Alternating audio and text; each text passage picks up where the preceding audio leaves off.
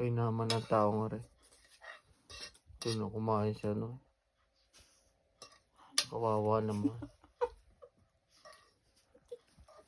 Kawawa eh. Talaga. Sa ano na eh. Kumain.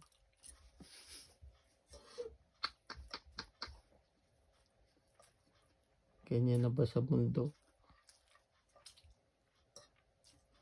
Kasi kahuhugas mo lang ng mga pinggan. Puter. Oh, tamad bitaw. Ako pa rin ang maghuhugas na rin sigurado. Para wala nang isang pinggan. Sige, kawalay. Ugasan pa niya. Alam mo, hindi ugasan niya. Pagkakagamit. Ay naman Yan na naman rin. ako sa iyo. Ah. Hindi. Diba? Ganyan.